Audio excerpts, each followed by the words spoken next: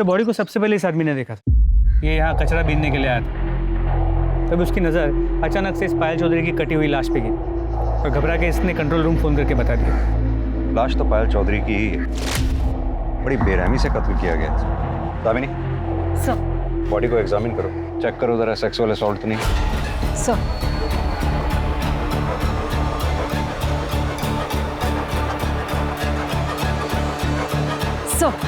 Sir body के दोनों हिस्सों पर रेप या सेक्सुअल असॉल्ट जैसा कोई निशान नहीं। सर के पीछे जो घाव है उससे ये लग रहा है कि पत्थर या किसी भारी चीज से वार किया।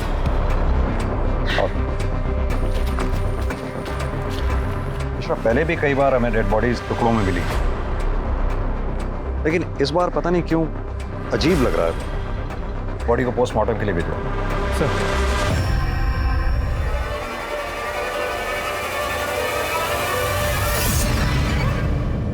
नमस्कार, आदाब। क्राइम पेट्रोल सतर्क के आज के एपिसोड में मैं अनूप सोनी आप सबका स्वागत करता हूं। पुलिस को एक महिला की 2 भागों में लाश मिली थी, लेकिन अक्सर ऐसे केसेस में जो देखने को नहीं मिलता वो ये कि मरने वाले की पहचान सही सलामत हो। लेकिन तमाम सबूत मिटाने के बाद, जैसे कि विक्टिम का सामान, उसका मोबाइल फोन, मर्डर वेपन, कुछ भी क्राइम सीन पर नहीं मिला। लेकिन विक्टिम की पहचान छोड़ दी गई थी। ये कातिल की भूल थी या फिर कोई चाल।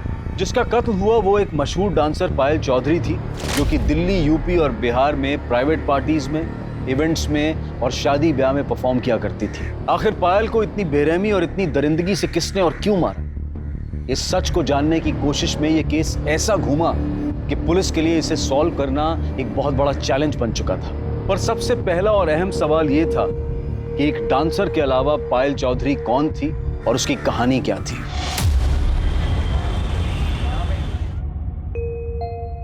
माँ, ये लो मिठाई खाओ। मिठाई? अरे मिठाई किस खुशी में? अरे माँ, अब खाओ तो। बता तो सही। तुम भी खाओ। खाओ ना। अरे अब तो बता। वो क्या है ना, मैं ब्याह कर रही हूँ। किससे?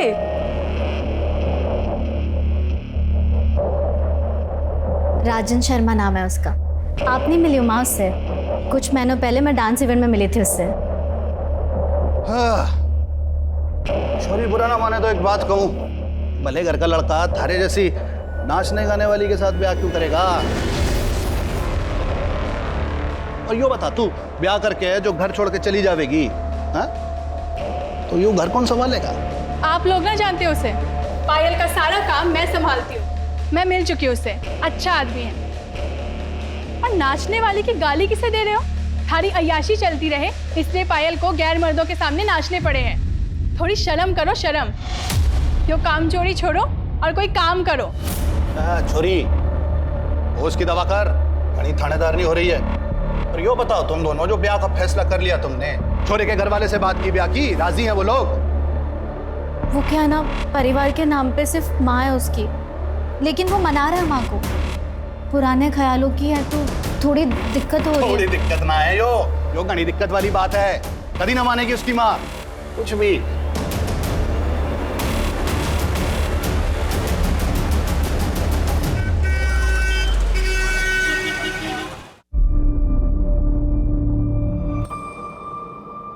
क्या हुआ? माँ, राजन की माँ ने हमारी शादी से मना कर दिया।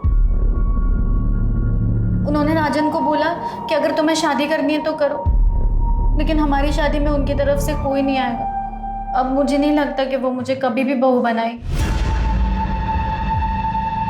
माँ, मुझे नहीं समझ में आ रहा, मैं क्या करूँ? तो राजन पे भरोसा करे? हाँ। तो फिर कर ले ब्याह। और रही माँ की बात, तो देर से फिर वो मान ही जाएगी। मेरी छोरी से ज्यादा दिन कोई नाराज रह ना सके। मेरी छोरी है इतनी अच्छी। और जो ना माने है ना, तुम मन ने बुला लियो। मारूंगी उस बुड्ढी को 2 मुक्के और वो खुद ही लाइन पे आ जाएगी।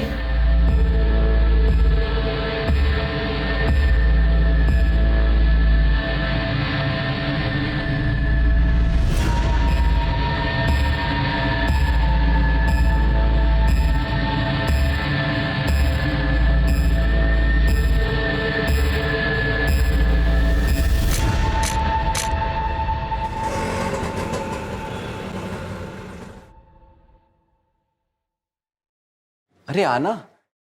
ले आया नचनिया को।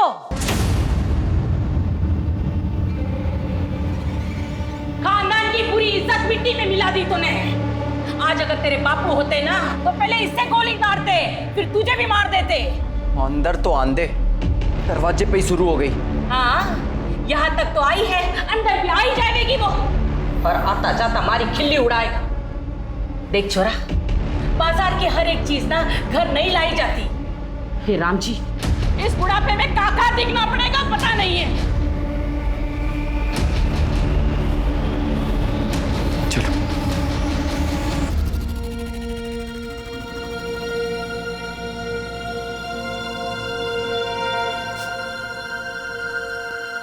क्या होया? मेरी वजह से आपको कितना कुछ सुनना पड़ा। माँ भी आपसे नाराज हो गई ना। तो क्या हुआ? शादी हुई हमारी, अब तो जिंदगी भर साथ में रहना है, एक दूसरे का सुख दुख बांटना है। और माँ की चिंता तू ना कर, उन्हें मैं संभाल लूंगा। धीरे धीरे सब ठीक हो जाएगा। और अभी ये आंसू आंसू पहुंच और थोड़ा शर्मा वर्मा ले। नई नवेली दुल्हन है, थोड़ा फील तो आना चाहिए ना। हाँ, सुहाग रात है आज हमारी। तो थोड़ा तो मुस्कुरा दो। इधर से, इधर से, इधर से।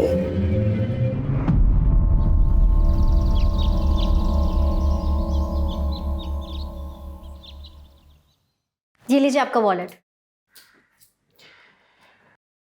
पायल, आज मंदिर में कीर्तन है, मोहल्ले की सारी औरतें आएंगी, माँ भी जाएंगी। तुम भी चले जाना, माँ को अच्छा लगेगा। लेकिन राजन, मैं कैसे जा सकती हूँ? मेरा तो शाम को इवेंट है, मैं इवेंट नहीं कैंसिल कर सकती। इवेंट में जाना माँ को खुश रखने से ज़्यादा जरूरी है क्या? ये कैसी बात कर रहे हो तुम? तुम्हें तो शुरू से पता है ना कि मैं डांसर हूँ। तुम खुद मेरे डांस के फैन थे। सोचो, अगर तुम्हारा डांस का प्रोग्राम होता और मैं कैंसिल करती तो तुम्हें कैसा लगता? पता था तुम डांसर, तब की बात और थी, तब हमारी शादी ना हुई थी। शादी और मेरे काम का क्या लेना देना है? मेरा काम है राजन। ठीक है, जो करना है कर। लेकिन मेरी बात तो सुनो।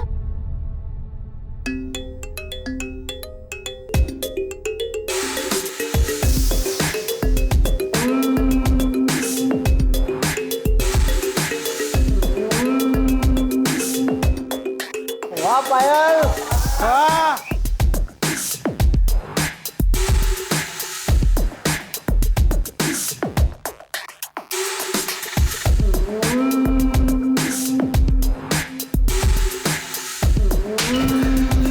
चल निकल यहाँ से। तो ठीक है ना? हाँ दीदी।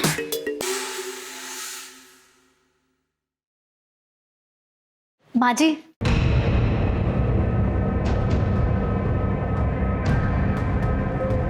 मैं ना आपके लिए मन से तोहफा लाई हूँ, आपको बहुत अच्छा लगेगा। मनने नहीं चाहिए, जो लेता होगा ना उसे जाकर दे।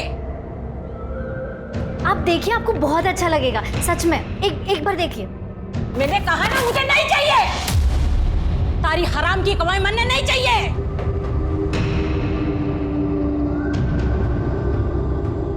मैं क्या बोल रही हूँ, आप बात कीजिए ना माँ जी से, प्लीज।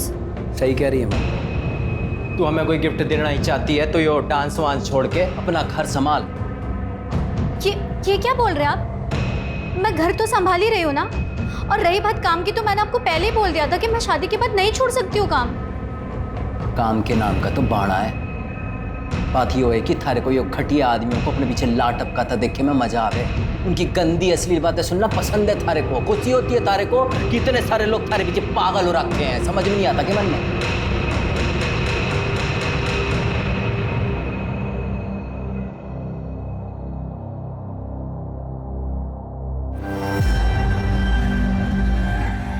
अच्छा हुआ जो ये अपने से गई। अब तू देख, मैं तेरे लिए कैसे खानदानी और सुशील बहू लाती हूँ। पूरी बिरादरी देखती रह जाएगी। राजेश शर्मा से तलाक लेने के बाद पायल वापस अपने घर लौट गई थी, लेकिन सर पायल का बाप बसे सर पायल की शादी से खुश नहीं था। इनफैक्ट वो तो शादी में शरीक तक नहीं हुआ। इसीलिए पायल जब वापस उसके घर चली गई तो उसका बाप उसे दिन रात सुनाता रहता था, काफी परेशान किया था। इसीलिए पायल ने अपना एक अलग घर ले लिया। तो अपनी छोटी बहन अलका, जो उसकी मैनेजर भी है, उसके साथ वहाँ शिफ्ट हो गई। सर कुछ दिनों बाद सुधा अनीश को लेकर पायल के साथ उनके घर शिफ्ट हो गई। सर सुधा पायल और अलका की सौतेली माँ है। सगी माँ का देहांत काफी साल पहले हो चुका था और लोगों का ये कहना है कि बेसेसर उस पर बहुत ही अत्याचार करता था, इसीलिए उसका देहांत हुआ। और उनका भाई अनीश? सर अनीश अलका और पायल का सौतेला भाई और सुधा और बेसेसर का बेटा। पर अनीश का अपनी बहनों से बहुत अच्छा रिश्ता है। मिश्रा, पायल की फैमिली को इन्फॉर्म किया? हम उन्हें लोकेट करने की कोशिश कर रहे हैं। सर पायल चौधरी की पीएम रिपोर्ट। सर कल बॉडी के जो 2 हिस्से हमें मिले थे वो 2 अलग अलग लोगों के हैं। ऊपरी हिस्सा तो पायल चौधरी का ही है, लेकिन निचला हिस्सा किसी और का है। उसका मतलब बॉडी को देखकर जो अजीब हमें लग रहा था वो यही बात है। एक नहीं 2 मर्डर हुए। अब पता ये करना है कि दूसरी लड़की कौन है जिसका मर्डर हुआ। सर पोस्टमार्टम रिपोर्ट के मुताबिक ये दोनों मर्डर्स कल शाम 6 और 8 के बीच हुए और सर पायल की मौत सर के पीछे किसी पत्थर के वार की वजह से हुई। सर के पीछे एक घाव मिला है जिसमें सूखा हुआ खून है और सर पत्थर के कुछ पार्टिकल्स भी मिले। मिश्रा, हमें जल्द से जल्द ये डबल मर्डर केस सॉल्व करना होगा। पता लगाना होगा ये दूसरी लड़की कौन है जिसका मर्डर हुआ। इन बॉडी के हिस्सों को डीएनए टेस्ट के लिए भेजो। सर एक सेकंड। हेलो, कहाँ पर? ठीक है सर, शिवपुरी में कुएं के पास एक कटा हुआ हाथ और पैर में।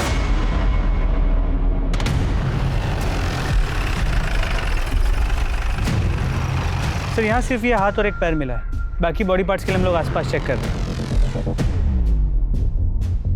हाथ पैर देख के तो यही लग रहा है ये किसी औरत के। इन्हें पोस्टमार्टम के लिए भिजवाओ। आसपास अच्छी तरह से सर्च करो, शायद फेंकने वाले का कुछ सुराग नहीं। सर दामिनी, तुम इस पार्ट को चेक करो। हेलो, ठीक है, मुझे एड्रेस मैसेज कर दो। सर पायल चौधरी का एड्रेस मिल गया।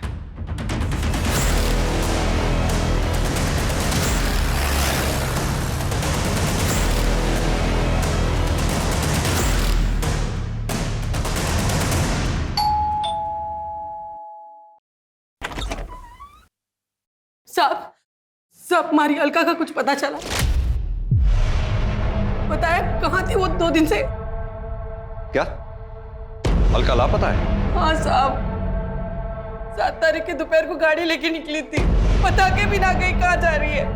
उसके पीछे मैं मंदिर चली गई, 2 घंटे बाद आई तो अनीश ट्यूशन से आ गया था, पर अलका ना आई थी। तो हमने घड़ी देर तक उसकी राह देखी, उसको फोन भी किया पर उसका फोन स्विच ऑफ आ रहा था। जब सवेरे तक ना आई तो घबराहट के मारे जनकपुरी थाने में जाके उसकी गुमशुदगी की रिपोर्ट लिखवाई। सब हम तो कल रात में गए थे ये पता करने कि वो उसका कुछ पता चला, पर उसकी कोई खबर ना थी। साहब अलका ठीक तो है ना? आप कौन? यो मारो भाई से, बच्चों का मामा। देखिए, हमें एक औरत की लाश मिली, एक्चुअली बहुत काकी नहीं, ये ना हो सके। वो अलका नहीं है माँ। दीदी ना हो सके।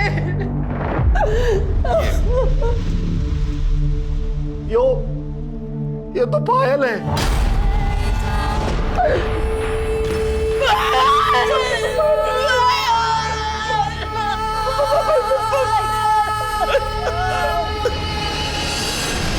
पायल की लाश यहाँ सहारनपुर में मिली।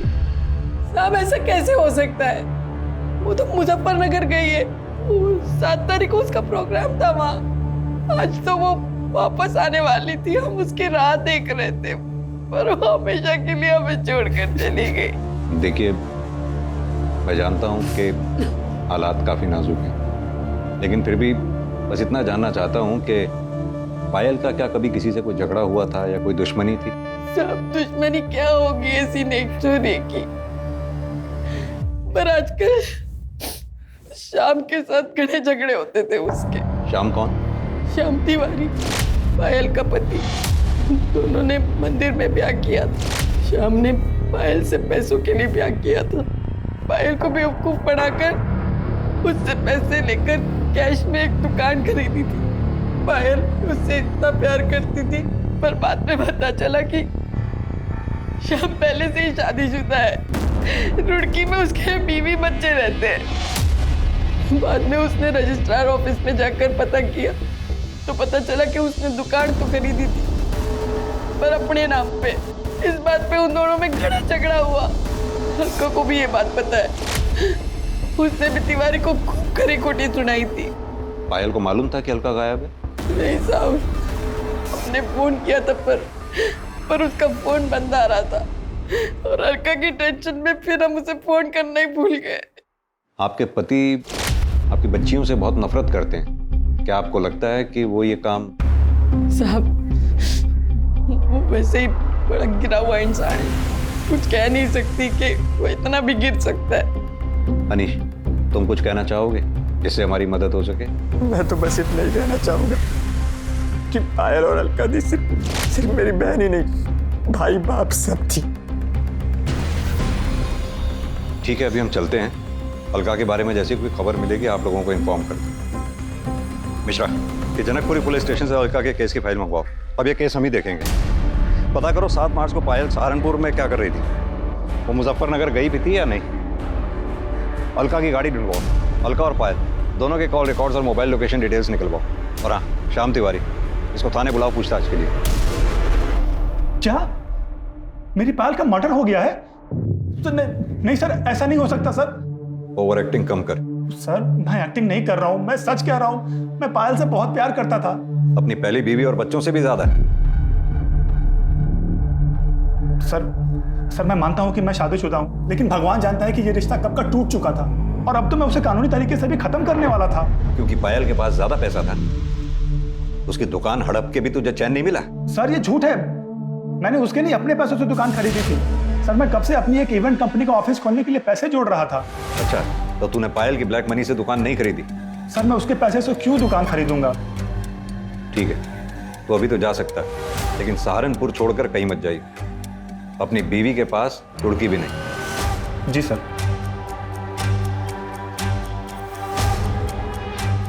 मिश्रा, पता करो ये श्याम तिवारी ने जो कहानी सुनाई है इसमें कितनी सच्चाई है। इसके call record, mobile location detail सब निकलवाओ।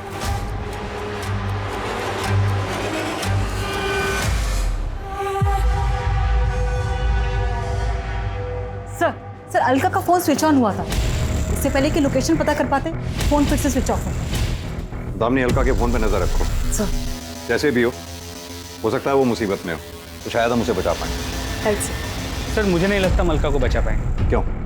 सर, बॉडी के जो 2 हिस्से मिले थे, ये उनकी डीएनए रिपोर्ट है। इसका मतलब तो निचले पार्ट का डीएनए 50% पायल की बॉडी से मैच करता है। तो यानी वो बॉडी अलका की है। सर, रिपोर्ट से तो यही लगा।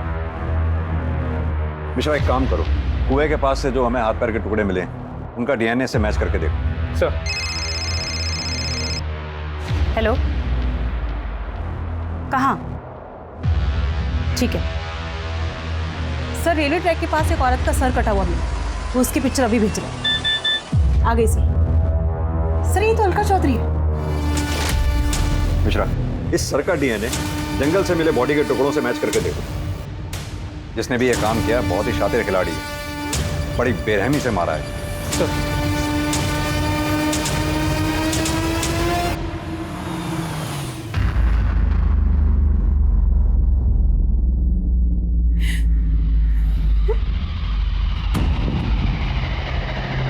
आंटी जी,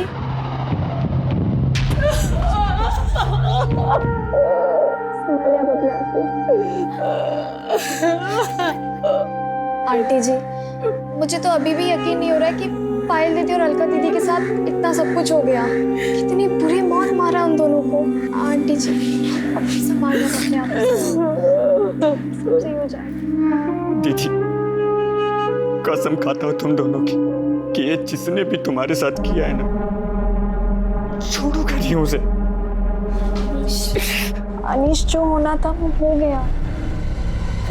हट, अकेला छोड़ दे मुझे। जिनकी माँ बड़ी फिरे थी तू, वो दोनों निकलनी। अब क्या इरादा है? क्या करेगी?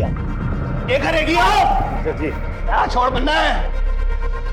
बड़ी बड़ी माँ बने घूमे थी दोनों की। भगवान ने सजा दे दी थारी दोनों छोरियों को। बाप ने अकेला छोड़ के आई थी मरने के लिए।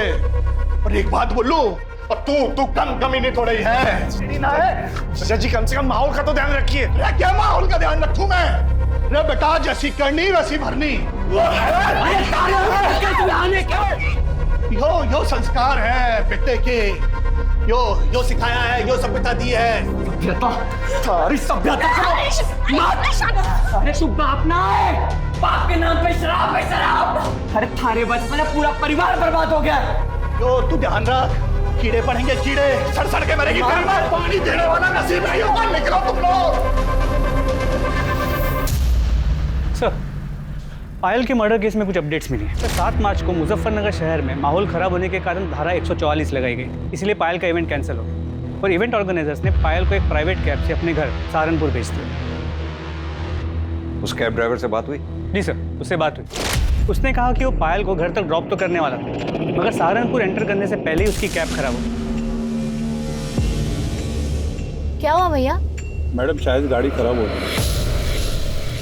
एक काम कीजिए, आप मुझे यहीं छोड़ दीजिए, मैं बस या ऑटो से चले जाऊंगी। ये लीजिए। वो लोग ना पहचाने, इसलिए उसने अपने चेहरे को दुपट्टे से ढका, आंखों पे चश्मा लगा के वो वहाँ से चली गई। और हाँ सर, कैब ड्राइवर ने ये भी कहा कि उसका फ़ोन स्विच ऑफ था क्योंकि वो चार्ज करना भूल गई। कैब ड्राइवर को ये कैसे मालूम कि पायल के फ़ोन की बैटरी डाउन थी? क्योंकि सर पायल ने ड्राइवर को पूछा था कि उसके पास फ़ोन का चार्जर है। उस जगह के आसपास कोई सीसीटीवी है क्या? तो जहाँ गाड़ी खराब हुई वहाँ कोई सीसीटीवी कैमरा नहीं मिला, और वहाँ से कुछ ही दूरी पे एक छोटे से गांव का बस स्टॉप, वहाँ भी कोई सीसीटीवी कैमरा नहीं, ना ही कोई दुकान। उसने वहाँ से बस लिया नहीं, ये पता नहीं चल पाया। सर कल से ये फोटो बहुत वायरल हो रही है। किसकी फोटो है? सर फिलहाल तो पता नहीं, पर जल्दी पता चल जाएगा। सर पायल और अलका का फ़ोन डिटेल्स भी आ गई। मोबाइल लोकेशन के अकॉर्डिंगली 7 मार्च शाम को 6 बजे अलका का जो लोकेशन है वो सर घर से कुछ किलोमीटर दूर का दिखा रहा है, जहाँ पे दोनों की डेड बॉडीज मिली। सर अलका के फ़ोन की लास्ट लोकेशन क्राइम स्पॉट के पास दिखा रहा है, जबकि पायल का फ़ोन शाम को 4 बजे सहारनपुर के बॉर्डर के पास स्विच ऑफ हो गया। इसका मतलब कैब ड्राइवर सच कह रहा था, अलका का फ़ोन स्विच ऑन हुआ? नहीं सर। यानी कि अब तक हमें यह पता है कि पायल 7 मार्च को सहारनपुर बॉर्डर के पास तक पहुंची। उसके बाद वो आगे कहाँ गई, उसके साथ क्या हुआ, ये हमें पता करना है। साथ में ये भी पता करना है कि जो फोटो में आदमी दिख रहा है ये कौन है। हो सकता है पायल की माँ सुधा इस आदमी को जानती है। Right sir.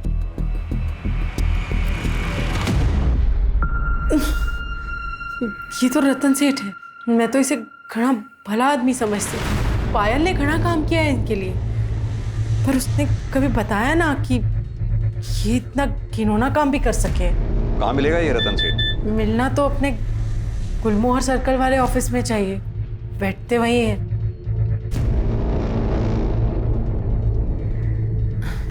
गर्लफ्रेंड से बात करें। गर्लफ्रेंड भी है तुम्हारी? जी, जूही। बचपन से ही घना प्यार करें एक दूसरे को। सेठ घनश्याम ठाकुर जी ने कहा है कि जैसे ही सही समय आएगा दोनों का ब्याह कर देंगे। ठीक है।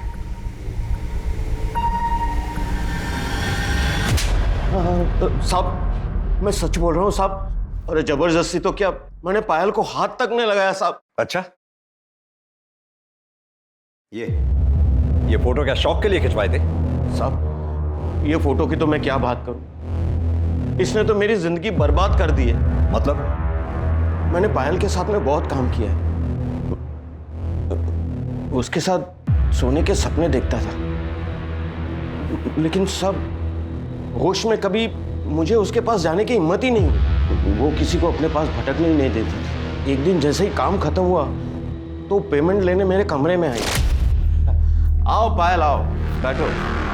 अरे भाई आज तो तूने कमाल ही कर दिया, लोग तुम्हारे दीवाने हो गए।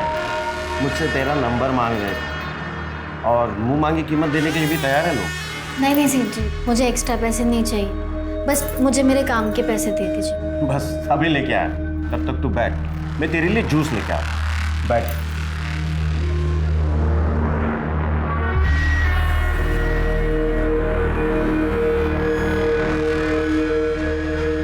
ये लो जूस पियो, अकाउंटेंट तुम्हारे पैसे लेकर आते ही हो।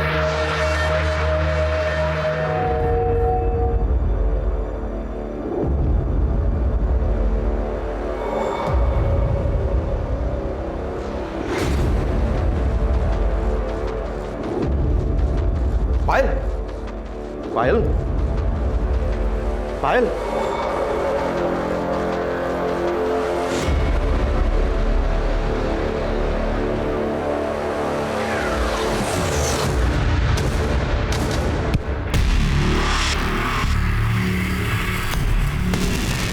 जब मुझे होश आया तो मैं बिना कपड़ों के अपने बेड पे पड़ा था। पायल आसपास कहीं नजर नहीं आ रही थी। तो मैं डर गया कि कहीं वो किसी को बता तो नहीं देगी, पुलिस में तो नहीं चली जाएगी। साहब फिर मैंने अपना फोन देखा तो देखा कि उसमें ये फोटो भी थी और एक मैसेज भी था कि 2 लाख रुपया दे दो वरना ये फोटो पुलिस के पास चली जाएगी। किसने भेजा था वो मैसेज और फोटो? साहब अलका ने। उसी ने मेरे सर पे मारा था जिसके वजह से मैं बेहोश हो गया था। अब तक 15 लाख रुपया ले चुकी है सर इस फोटो के ऊपर। अब और पैसे ना देने पड़े इसलिए अलका को मार दिया। पायल के साथ सोने का ख्वाब पूरा नहीं हुआ, पायल को मार दिया। नहीं सर, मैंने ऐसा कुछ नहीं किया। मैं किसी को क्या मारूंगा, मैं तो एक शरीफ आदमी हूँ। मिश्रा, इसे तब तक रखो जब तक ये केस सॉल्व ना हो जाए। इसके call records, mobile location detail सब निकलवाओ। अच्छी तरह से तोड़ाई करो इसकी। नहीं साहब, अरे सर। डीएनए रिपोर्ट से यह साबित हो गया कि कुएं में मिला पैर पायल का था, जबकि कुएं में मिला हाथ और रेलवे पटरी के पास मिला सर अलका के शरीर के हिस्से थे। पुलिस के पास इस केस से जुड़ी कई जानकारियां थी, लेकिन फिर भी ये केस अनसुलझा था। और तभी अलका का फोन स्विच ऑन हुआ और पुलिस उस तक पहुंचने में कामयाब हुई जिसके पास अलका का फोन था। ये एक 15-16 साल का लड़का था जिसे अलका का फोन उस खेत से कुछ ही दूरी पर मिला था जहां दोनों बहनों की लाश मिली थी। इसी ने पायल और रतन की फोटो को अपने दोस्तों को भेजा था और फिर उन दोस्तों ने इस फोटो को आगे भेजकर वायरल किया। अलका के फोन की स्कैनिंग के बाद यह साफ हो गया कि रतन सच बोल रहा है।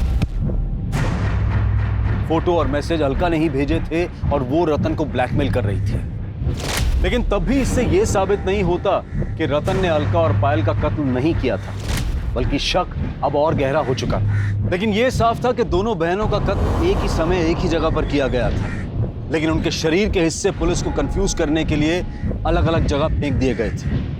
2 जवान लड़कियों का कत्ल करके उनके शरीर के टुकड़े करना इतना आसान काम नहीं था। लेकिन सवाल यह था कि यह किया किसने था, श्याम, रतन या फिर कोई और था इन दिल दहला देने वाली दर्दनाक हत्याओं के पीछे।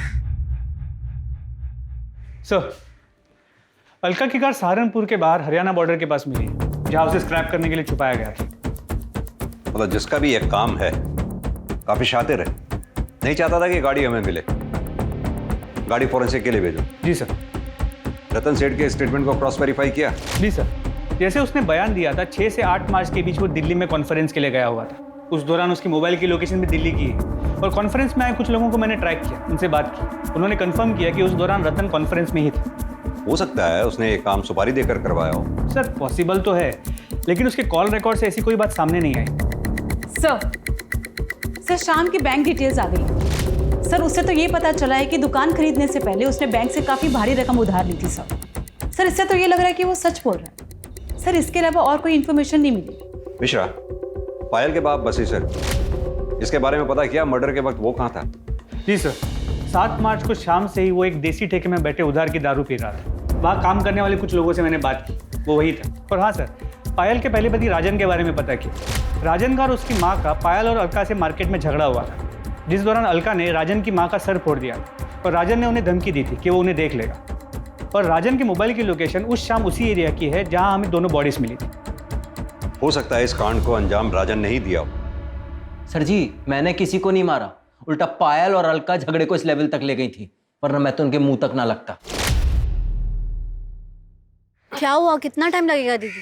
अरे 2 मिनट रुको, पता नहीं क्या हो गया। पाउडर लिपस्टिक को घर चली नचनिया, पता नहीं आज किसका घर बर्बाद। क्या बोली तू? हाँ, हमारी बहन का घर तोड़ दिया। कुछ तो शर्म कर बुढ़िया, भगवान को क्या मुंह दिखाएगी? देखो भगवान की बातें कौन कर रहा है। पूजा पाठ का नौटंकी करती है और कमीन पंती नहीं छोड़ती है। तुझे तो अलका, ये बकवास कर रही है? औकात में रहे वरना क्या? टूट जाए हमारी घर और गृहस्थी, अब मुझे कोई डर नहीं है। और क्यों सुनो मैं तुम्हारी और तुम्हारी माँ की बकवास?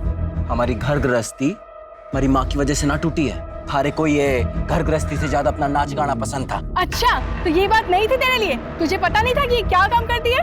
तब मारे छोरे ने ये सोचा था कि ये कीचड़ मारे घर में आकर पवित्र हो जाएगी। इसे एक आदमी से थोड़ी ना पेट भरता है। छोड़ूंगा नहीं तेरे को, जान से मार दूंगा दोनों को। जा। इसके बाद मैं सीधा अपनी माँ को लेकर डॉक्टर के पास गया। 3 टांके आए थे माँ को, और तभी तूने तय कर लिया पायल और अलका को मारने का। देखिए सर जी, मैं मानता हूँ कि मैं उस एरिया में था, पर मैं वहाँ अपने फैमिली डॉक्टर से अपनी माँ की दवाइयाँ लेने गया था। आप चाहो तो पता कर लो। वो तो हम पता कर ही लेंगे। अभी तो तू जा सकता है, लेकिन सहारनपुर छोड़कर कहीं मत जाइए। सर, फोरेंसिक टीम ने बताया कि गाड़ी में कोई फिंगरप्रिंट्स नहीं मिले और जो भी खून के ट्रेसेस मिले वो दोनों बहन अलका और पायल के ही। यानी कि पायल और अलका का मर्डर हो सकता है कि गाड़ी में ही हुआ हो सकता है फिंगरप्रिंट्स जानबूझ के मिटाए गए। किसका काम हो सकता है? सर, ये शाम के phone record. Sir, call records के मुताबिक मर्डर के 2 दिन पहले इस शाम ने एक सुपारी किलर गफूर को कांटेक्ट किया।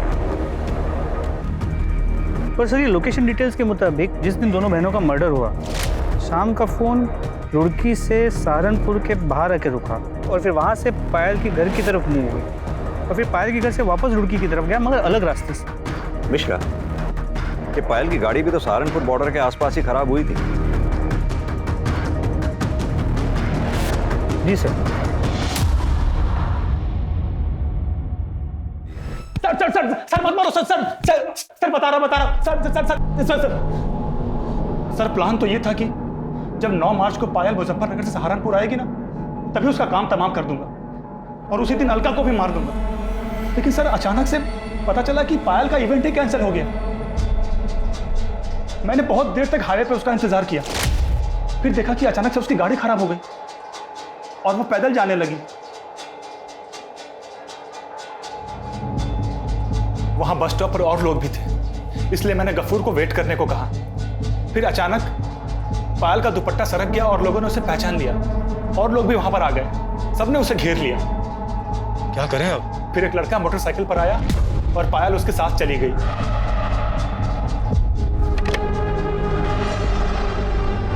वो लड़का कौन था जिसके साथ वो बाइक पे गई थी? सर, वो हेलमेट पहन रखा था, उसकी शक्ल नहीं देख पाया मैं। बाइक का नंबर, बाइक का मॉडल, कलर कुछ तो नोटिस किया होगा। सर, मैं तो उसको मारने के चक्कर में गया था, इतना ध्यान ही नहीं गया मेरा। कहानी सुना रहा है तू हमें? सर, मैं सच कह रहा हूं, मैं उसके पीछे तक भी गया था, काफी देर तक उसका पीछा किया।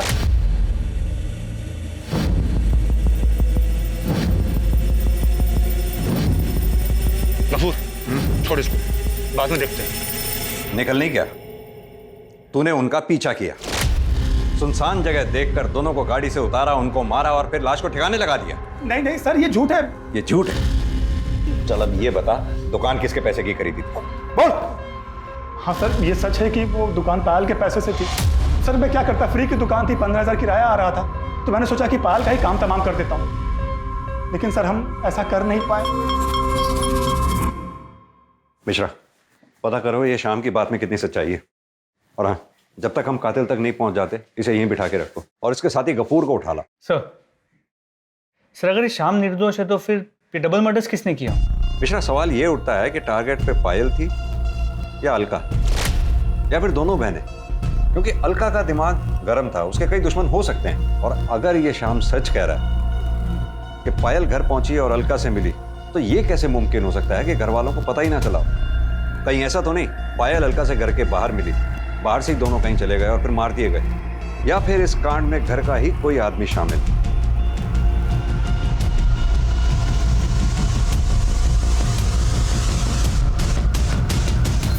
तो श्याम तिवारी सही कह रहा था, अलका के एक नहीं कई दुश्मन।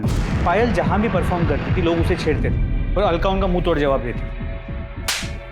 वो ये नहीं देखती थी कि वो कौन है, कोई नेता है, नेता का भाई है या पैसे वाला आदमी, वो किसी से भी नहीं डरती थी। यानी कि कामचोर बाप ने अपनी अय्याशी के लिए अपनी दोनों बच्चियों का जीवन ही बर्बाद कर दिया। पता करो, ये पायल के चाहने वालों की लिस्ट में क्या कोई ऐसा है जो इतने सालों तक अपनी खुंदक पाल के बैठा हो? सर। दामिनी सर, राजन की स्टेटमेंट को क्रॉस वेरीफाई किया? Yes sir. सर, वो सच बोल। सर, उस दिन वो डॉक्टर के यहाँ दवाई लेने के लिए गया था। क्लिनिक की सीसीटीवी फुटेज में ये दिख रहा है कि शाम को 6 बजे से लेकर 7 बजे तक वो क्लिनिक में ही था और उसके बाद उसके मोबाइल लोकेशन घर की तरफ मूव कर। सर, एक सेकंड। हेलो, कहाँ पर? ठीक है सर। खंडर के पास एक औरत का कटा हुआ हाथ और पैर में, जो काफी बुरी हालत में।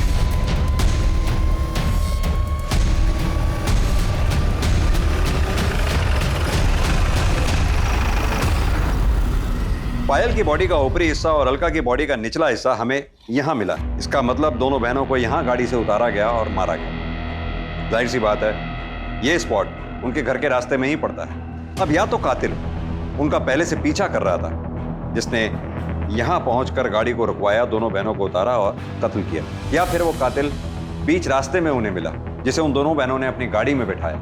अब अगर गाड़ी में बिठाया है तो या तो कातिल उनका जानने वाला होगा, दोस्त होगा, या फिर परिवार का कोई सदस्य होगा, जिसने यहाँ पहुंचकर उन दोनों को गाड़ी से उतारा और कत्ल किया।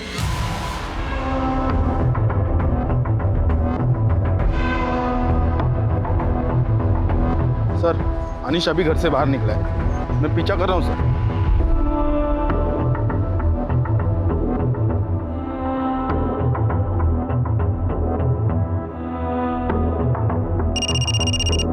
हाँ पांडे, वो जवाहर नगर के दूसरी नंबर गली के आखिरी मकान में घुसा है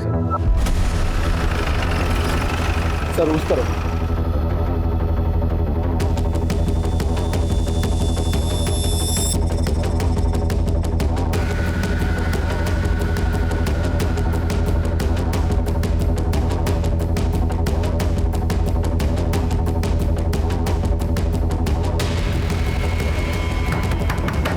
अनीश, हमें पता है तुम अंदर हो, चुपचाप बाहर आ जाओ।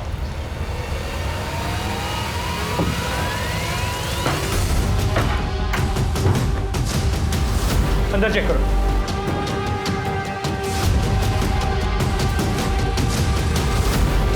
सर, अंदर कोई नहीं है।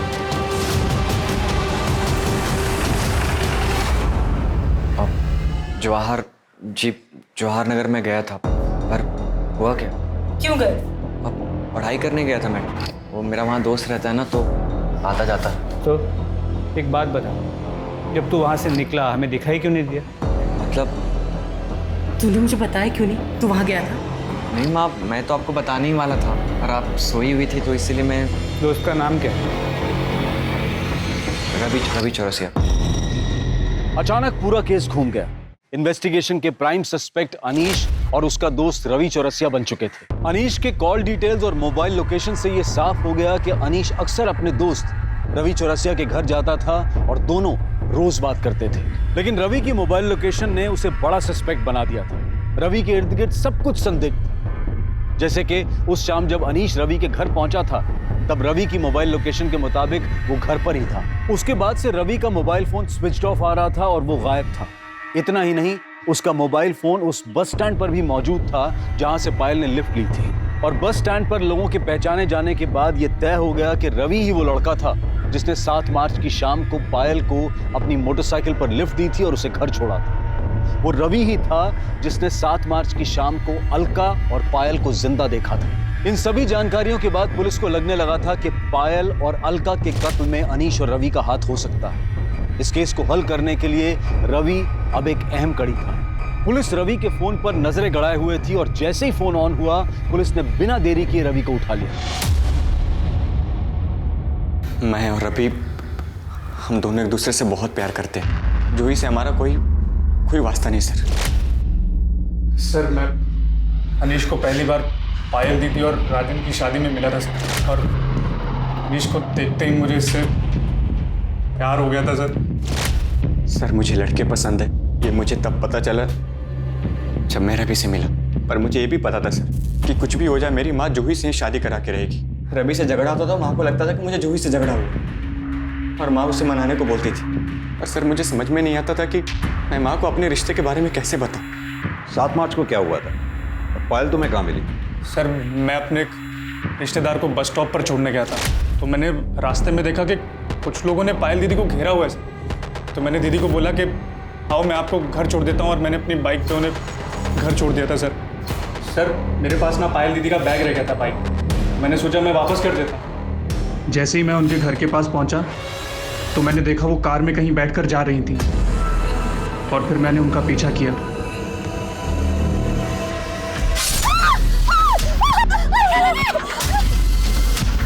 ये देखकर मैं बहुत डर गया था सर।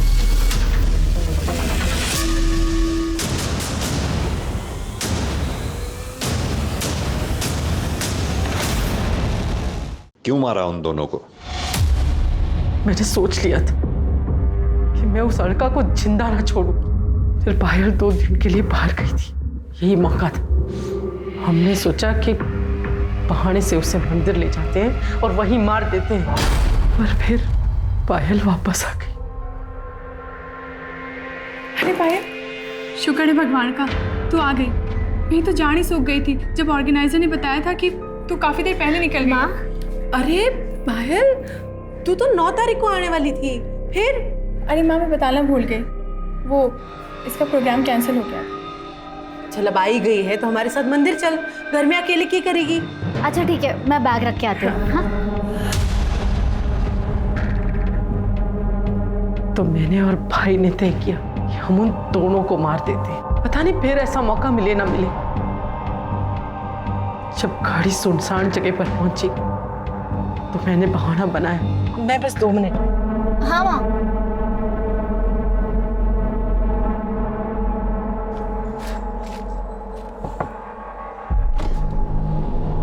अरे मामा जी आप? मैंने अलका की बात सुन ली थी। वो अनीश और रवि को भगाने की तैयारी कर रही थी, जहाँ वो अपनी मर्जी से रह सके। जूही और अनीश के ब्याह के कितने सारे सपने देखे थे मैंने। वो अलका और एक छोरी की बुद्धि भ्रष्ट करने पर तुली हुई थी।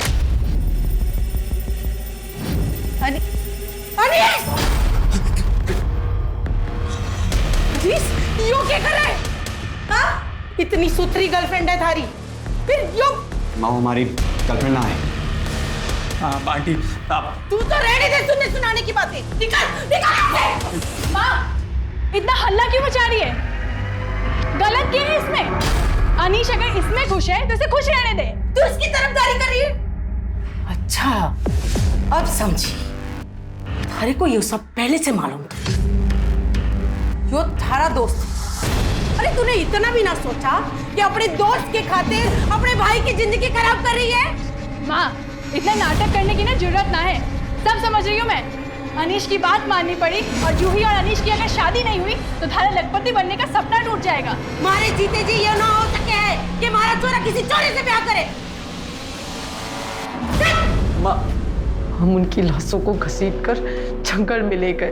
भाई ने उनके शरीर के टुकड़े टुकड़े कर दिए। पायल का फोन कहाँ है? वो मैंने लाश के टुकड़ों के साथ जंगल में फेंक दिया। अलका वही फोन ढूंढा पर नहीं मिला। फिर बहुत अंधेरा हो रहा था तो ढूंढना छोड़ दिया और निकल गया वहां से। मारना तो हम सिर्फ अलका को चाहते थे। पायल तो सीधी थी, उसे तो हम बाद में भी देख लेते, लेकिन कहते हैं ना, जिसकी मौत जहां लिखी होती वो वहां अपने आप पहुंच जाता है। ऐसा कहा जाता है कि जब कोई किसी के साथ अच्छा करता है तो उसका फल भी अच्छा ही मिलता है, लेकिन इस केस में उल्टा हुआ।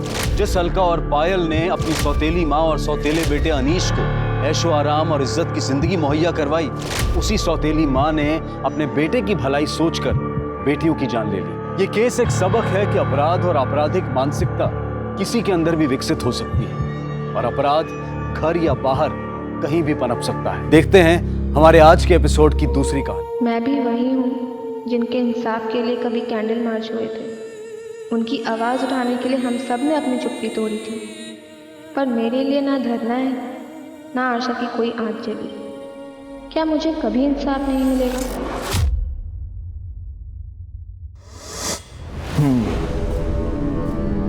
तो तुम्हारा रेप हुआ, किसने किया? सर वो कुछ याद नहीं आ रहा कौन था, पर उसने मेरे साथ। मतलब तुम कह रही हो कि तुम्हारा रेप हुआ और तुम्हें नहीं मालूम किसने की?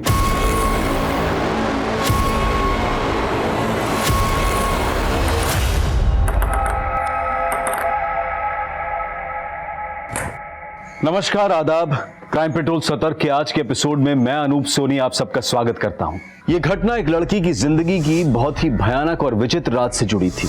उस रात का एक एक पल यातनाओं से भरा था, लेकिन उस लड़की को अपने अपराधी का परिचय नहीं मालूम था। आखिर आराध्या कब, कैसे और क्यों इस जटिल परिस्थिति में पहुंची?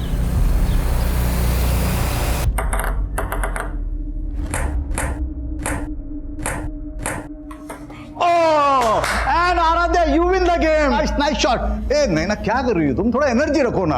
Aaradhya, I like it. लेकिन गेम है ना, इतना लंबा नहीं चलना चाहिए, थोड़ा थोड़ा इंप्रूवमेंट करो। और देखो क्या है, ये बैकहैंड है ना, ये बैकहैंड को हम ये ऐसा पकड़ा हमने, और ये हमने ये स्ट्रोक दिया, समझिए, ये स्ट्रोक दिया। नहीं ना, देखो तुम्हारा क्या होता है, तुम एनर्जी नहीं रखती, तुम्हें फोर्स होना चाहिए। हाँ, ये जो स्ट्रोक है ना, ये इस तरह से, ये ऐसे।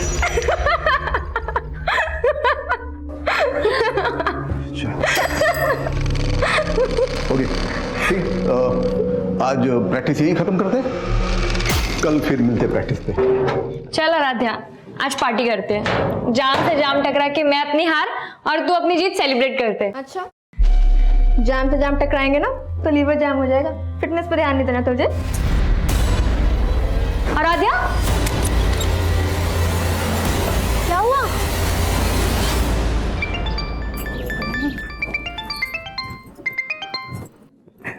हाँ जी बोलो। 5 बज रहे हैं और आराध्या अभी तक घर नहीं आई।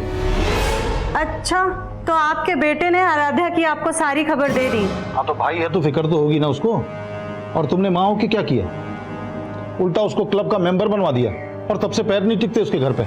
अरे भगवान ने इतनी टैलेंटेड बच्ची दी है तो ऊपर वाले का शुक्रिया अदा करो, और ये रोक टोकना अच्छी बात नहीं है। तो अब कहाँ पे झंडे गाड़ रही है? देखो, लीवर की फिक्र होना तो ठीक है, लेकिन दिल का भी ख्याल रखना चाहिए। मौसम देखो यार कितना अच्छा है। ये लो। बस तल्ली नहीं होना मुझे, घर भी तो जाना है। ओ हेलो, हमें कौन सा शमशान जाना है?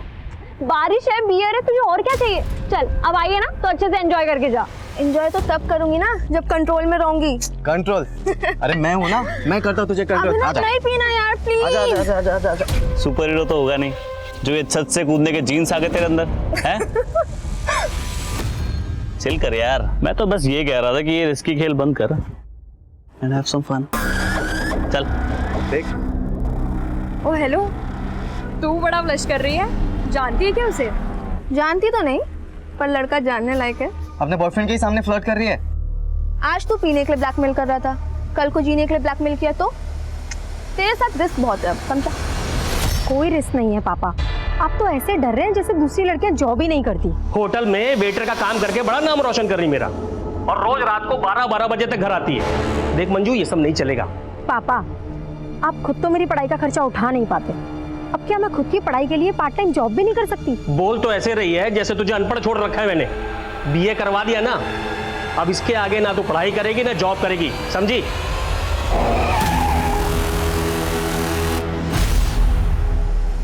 ये लड़की मेरी नाक कटवाएगी एक दिन।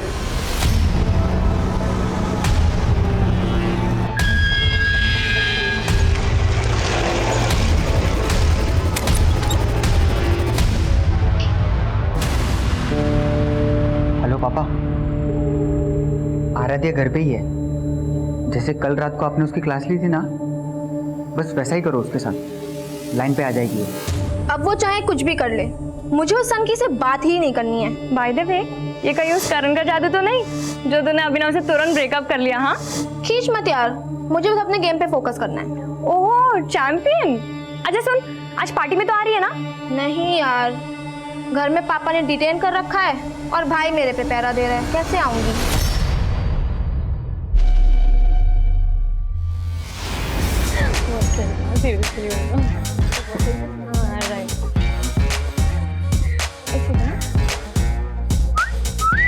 वाह क्या बात है। भाई द वे, तू आराध्या ही है ना? क्योंकि वो तो शायद पार्टी में नहीं आने वाली थी। मम्मी ने अलाउ कर दिया। मम्मी ने किस चीज के लिए अलाउ किया? जागरण के लिए या पार्टी के लिए? तेरे कपड़े तो देख। क्यों, क्या हुआ? आराध्या, बहुत सुंदर लग रही हो। अब मैं क्या कह रहा था, मुझे तुमसे कुछ। आराध्या, सॉरी। संध्या। आराध्या, संध्या पे तो हम मिले थे। Karan, right? Right. Sense of humour अच्छा है तुम्हारा। वैसे क्या हुआ आज, चोर पुलिस खेल रहे हो क्या बॉयफ्रेंड गर्लफ्रेंड? अभिनव मेरा बॉयफ्रेंड नहीं है, he is just a friend. Okay.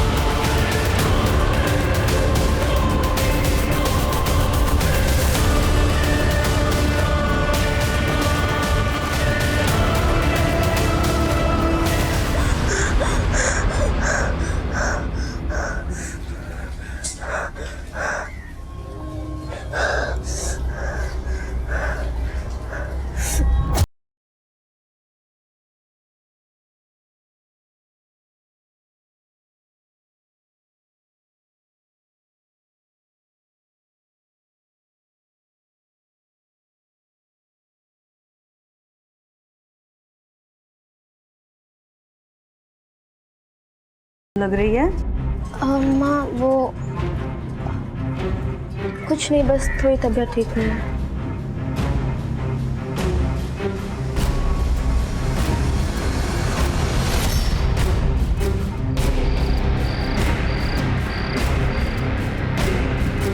ज्यादातर रेप विक्टिम्स अपनी तकलीफ अपनों से भी नहीं बता पाते, पर ऐसे मामलों में विक्टिम की मेडिकल रिपोर्ट एक इंपॉर्टेंट एविडेंस होती है और एफआईआर में की गई देरी इस एविडेंस को मिटा सकती है। आराध्या ने अपने परिवार को भी ये बात 3 दिनों बाद बताई, लेकिन तब तक बहुत देर हो चुकी थी। शराब, पार्टी और लड़के, इसके अलावा कुछ सोचता है तुझे? ये तो होना ही था तेरे साथ। बस कर अंश, इसका रोड होकर के पहले ही बुरा हाल है और तू है कि इसको कोसे ही चला जा रहा है। पर तू क्या कर रही है स्वासनी? अभी भी अंश को रोक रही है तू। बड़ा बोल रही थी ना, बड़ी टैलेंटेड लड़की पैदा की है। अरे हमारी इज्जत खराब करने के लिए पैदा हुई है ये। अब कुछ बोलेगी? कौन था वो, क्या नाम था उसका? कुछ बोलेगी? पापा नाम क्या? इसको तो उसकी शक्ल तक याद नहीं है। क्या? हाँ, नशे में टूल थी। मुझे तो लगता है दारू के साथ ड्रग्स भी लेना चालू कर दिया इसने। ड्रग्स नहीं लिया था मैंने, बस थोड़ी सी बियर पी ली थी। ऐसे बोल रही जैसे बहुत महान काम किया इसने। हाँ मैंने गलती की पापा, पर उसका मतलब ये नहीं कि कोई भी मेरा रेप कर देगा। 3 दिन से इसीलिए चुप थी कि मुझे पता था आप मुझे गलत समझोगे, और जिसने गलत किया है उसे कोई भी नहीं कोस रहा है। अरे तो कोसने के लिए कोई होना चाहिए ना। अब वो जो भी है उसे पुलिस ढूंढेगी। हाँ हाँ, तू तो बड़ी मिनिस्टर की बेटी है, पुलिस तेरे इशारे पे काम करेगी। क्या बोलेगी पुलिस को तू? तुझे उसका नाम, उसकी शक्ल कुछ तो याद नहीं है, तो चुपचाप घर पे बैठ, कहीं जाने की जरूरत नहीं है।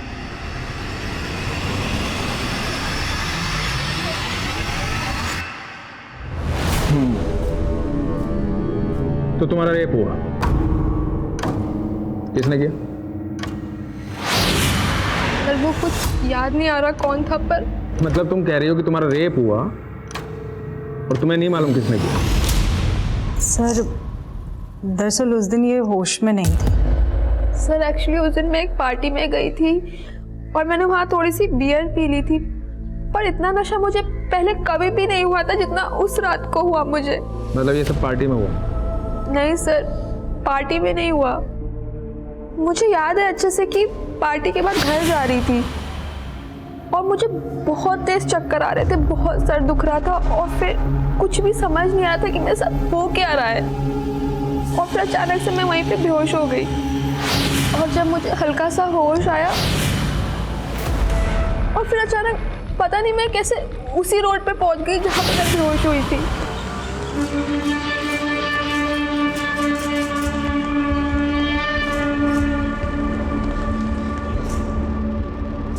फिर मैंने रियलाइज किया कि मुझे पेट में दर्द हो रहा है, कुछ समझ ही नहीं आ रहा था।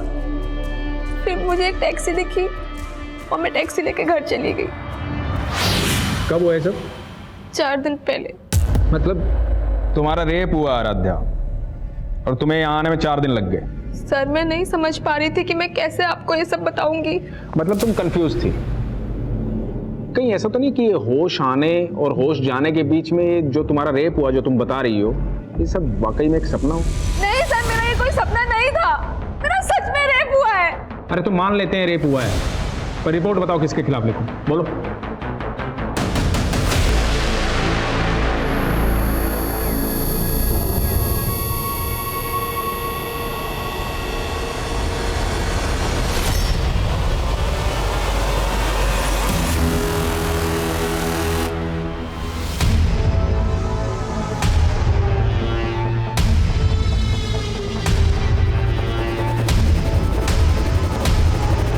देख लिया ना पुलिस के पास जाके?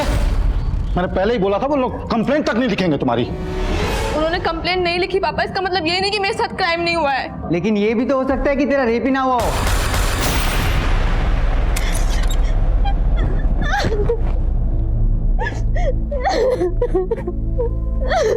बस बस कर, चुप हो जा। अंश और तेरे पापा कुछ भी बोले, लेकिन मैं तेरी लड़ाई लड़ूंगी। लेकिन बेटा तुझे याद करना होगा कि वो कौन था। ध्यान से सोच, शायद तुझे उसकी शक्ल याद आ जाए। अच्छा ये याद कर कि तो उस दिन उस सड़क से उस कमरे तक कैसे पहुंची? तू खुद से गई थी या तुझे कोई जबरदस्ती लेकर के गया था? ओके ठीक है, बाय। आई बैठी, आ जाओ बेटा, बैठ। सर जब से ये सब हुआ है तब से ये बहुत सदमे में है। मैं समझ सकता हूं बेटा, डरने की जरूरत नहीं। तुम्हारे साथ जो कुछ भी हुआ है हमें ठीक से बताओ।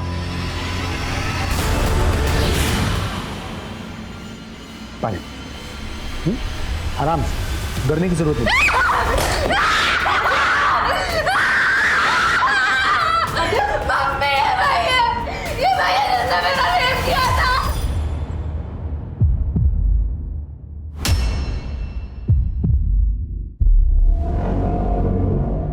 क्या बोल रही है? सॉरी सर, ये बहुत डिस्टर्ब है जब से ये सब कुछ हुआ है।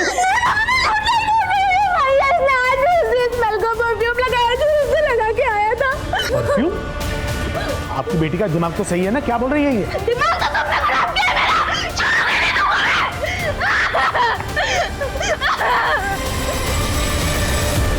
आराध्या कह रही थी कि उसे उस आदमी का चेहरा तक भी याद नहीं है जिसने उसके साथ बलात्कार किया था, और अब परफ्यूम की स्मेल की दलील देकर एक एसएसपी पर गंभीर आरोप लगा रही थी। क्या यह आराध्या का कोई भ्रम था या फिर उसके आरोपों में वाकई कोई सच्चाई थी? लेकिन उसके आरोपों ने पुलिस महकमे में हलचल पैदा कर दी थी, क्योंकि ये बातें न्यूज चैनल्स की हेडलाइंस और अखबारों की सुर्खियां बन चुकी थी। इन आरोपों से पुलिस डिपार्टमेंट की काफी बदनामी हो रही थी। इसके बाद एसएसपी अजीत सिंह ने अपने पद से खुद ही इस्तीफा दे दिया और अपने ही खिलाफ जांच का समर्थन करने लगे। मेरी 30 साल की सर्विस में मैंने खुद ने 30 से ज्यादा रेप केसेस सॉल्व किए हैं। मैं चाहता हूं कि इस केस की पूरी इंक्वायरी हो। मुझे लगता है कि उसकी दिमागी हालत ठीक नहीं है, और जहां तक उस लड़की का सवाल है, या तो वो किसी के बहकावे में आकर मेरी छवि बिगाड़ने की कोशिश कर रही है। सर, ये अजीत सिंह तो बहुत काबिल ऑफिसर है। तुम कैसे जानते हो अजीत सिंह को? दरअसल 5 साल पहले जब मैं आदिल सर के साथ काम कर रहा था, उस वक्त इनसे मुलाकात हुई थी, और सर तब इन्होंने एक बहुत बड़े सेक्स रैकेट का पर्दाफाश किया था, और अभी खुद रेप केस में फंसे हुए हैं। स्ट्रेंज। उस दिन तो तुम्हें किसी आदमी का चेहरा भी याद नहीं था, और आज तुम कह रही हो कि अजीत सर के परफ्यूम की स्मेल रेपिस्ट के परफ्यूम की स्मेल से मिलती है। पर एक जैसा परफ्यूम तो कई लोग इस्तेमाल करते हैं। अब इन बातों से तुम्हारे दिमागी हालात पर सवाल उठेगा कि नहीं? देखिए, अगर मैं आपको पागल लग रही हूँ तो मेडिकली प्रूफ करके दिखाइए। पहले मेडिकली ये तो प्रूव हो जाने दीजिए कि तुम्हारा रेप हुआ है। तो आप मुझे झूठा साबित कर रहे हैं? झूठ और सच तो सबूत साबित करेंगे। अब आते हैं तुम्हारी स्टेटमेंट पे। उस सुबह जहां तुम ऑटो का वेट कर रही थी, वहां कोई भी सीसीटीवी नहीं है, तो किसी बात का कोई प्रूफ नहीं है, और तुम्हें याद नहीं है कि तुम उसके बाद गई कहां। लेकिन सर, मुझे ये तो याद आ गया है ना कि उस दिन एक ब्लैक कार आई थी, और उस कार में कोई था जो मुझे लिफ्ट के लिए पूछ रहा था। वो कार से उतरा और मुझे अपने साथ लेकर गया, और मुझे पता भी नहीं चला। अब तुम ये कहोगी कि उस ब्लैक कार में अजीत सर थे?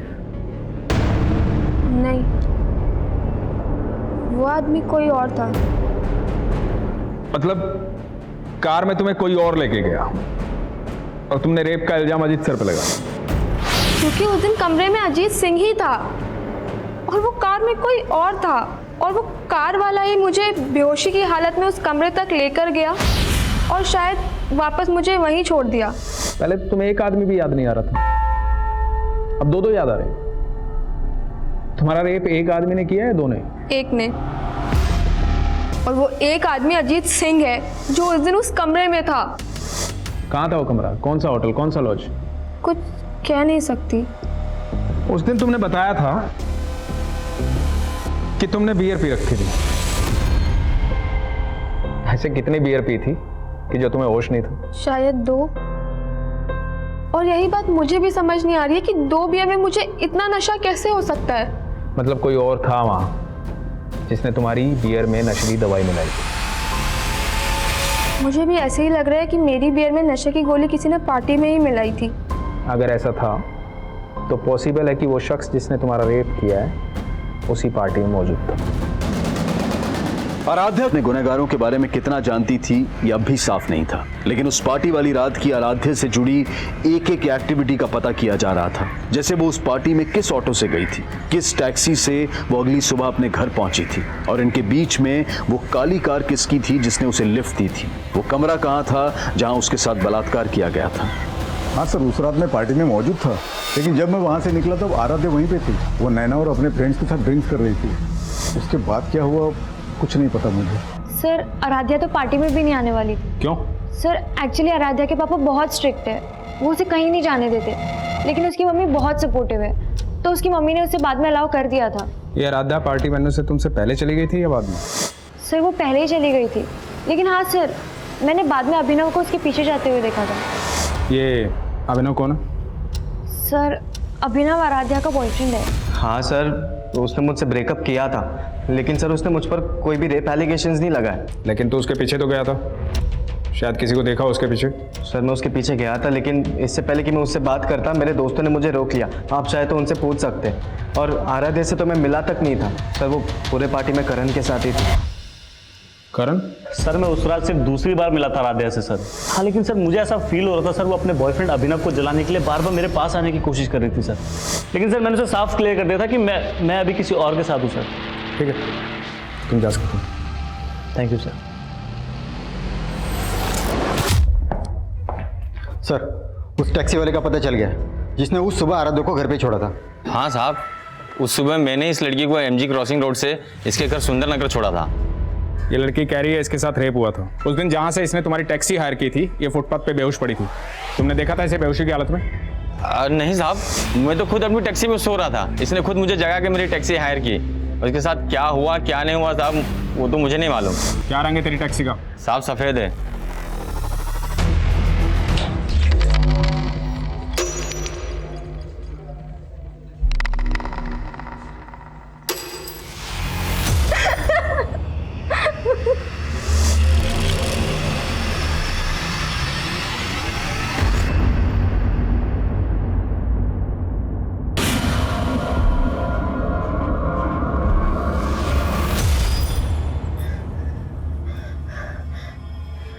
याद आया मम्मी, उस घर का मेन गेट का कलर ब्लू था, जहाँ पे मुझे वो ब्लैक कार लेके गई थी।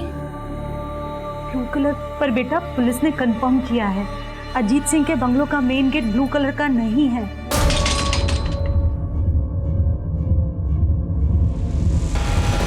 लेकिन मैंने रेप उसी ने किया है मम्मी, और जिस घर का गेट ब्लू था अजीत सिंह मौजूद था वहाँ पे। अच्छा ठीक है, तू ये याद करने की कोशिश कर कि उस ब्लैक कार में कौन आदमी था।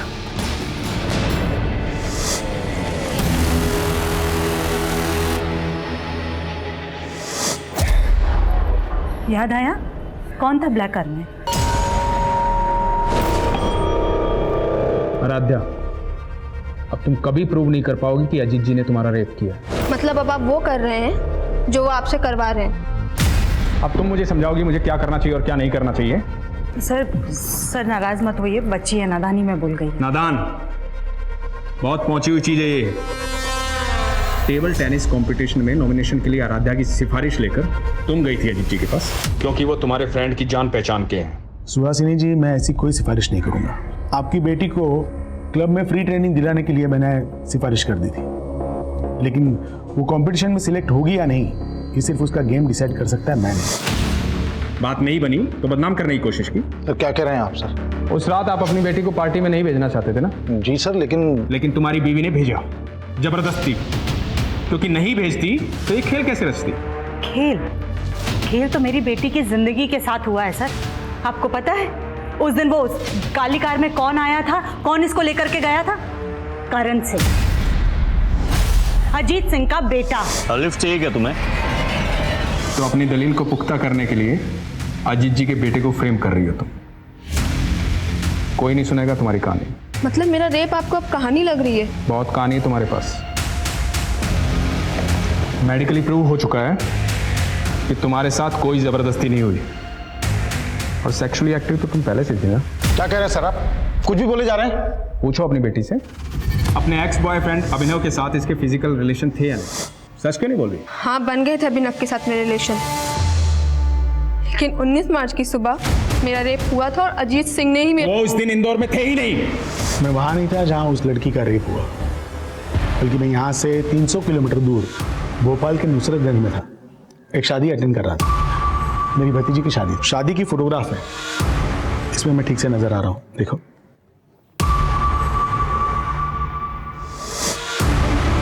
अपने एलिगेशन वापस लो, तो इस केस में उल्टे बुरी तरह फंस जाओगे।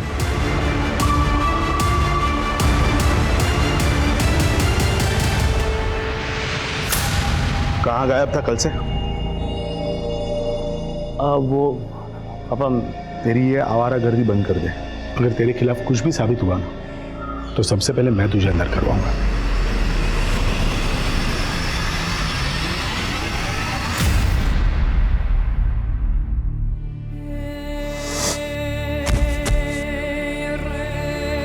तुम लोग ओवररिएक्ट कर रहे हो। ये भी तो हो सकता है कि कोई आराध्या, आराध्या,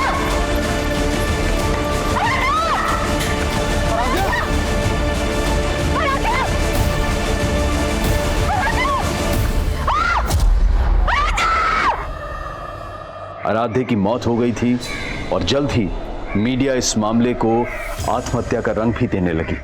मेरी बेटी इतनी कमजोर नहीं थी, वो आत्महत्या नहीं कर सकती है। उसको तो हाइट का फोबिया था, ऊंचाई से नीचे देखते ही उसको चक्कर आने लगते थे, तो फिर वो खुद कूद कर अपनी जान कैसे दे सकती है? उसको जरूर किसी ने धक्का दिया था, उसकी हत्या हुई है। मैं इस केस में सेंट्रल इन्वेस्टिगेशन एजेंसी की जांच की मांग करती हूँ। आराध्या की मां द्वारा की गई मांग को मीडिया ने इतना बढ़ावा दिया कि आखिरकार ये मांग स्वीकार कर ली गई और ये केस इन्वेस्टिगेशन डिपार्टमेंट को सौंप दिया गया। आप लोगों का कहना है कि आराध्या को ऊंचाई से डर लगता था, इसके बावजूद वो टेरेस पर अकेले गई।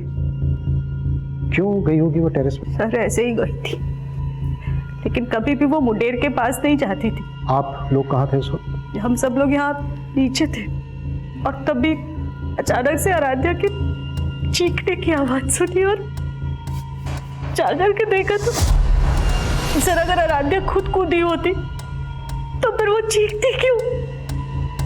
उसको जरूर किसी ने धक्का दिया था।